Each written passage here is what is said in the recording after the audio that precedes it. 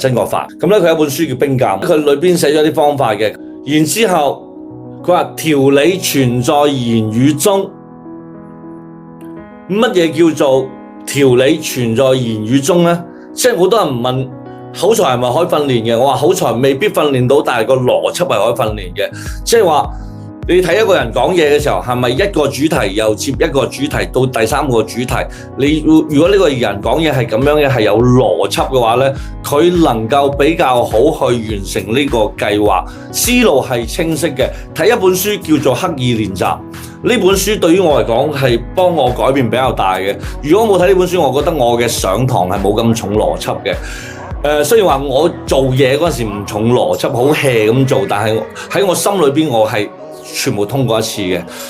乜嘢事1、2、3、4、5係咩節點咩時候點樣去完成，講得清清楚楚明明白白，永遠唔離嗰個主題嘅話，呢個人就條理清晰。曾國藩喺冰鑑度就係若要看條理，呢個人有冇條理，全部喺呢個言語之中。我教大家呢個同你嗰個講嘢快唔快，識唔識講嘢冇關係，講嘢唔快都可以好有條理嘅。呢啲唔重要，重要係你嘅思路同埋邏輯。你能唔能夠將呢個信息傳遞出去，有效嘅信息傳遞出去？所以如果一個人有用，就係有呢個思路條理。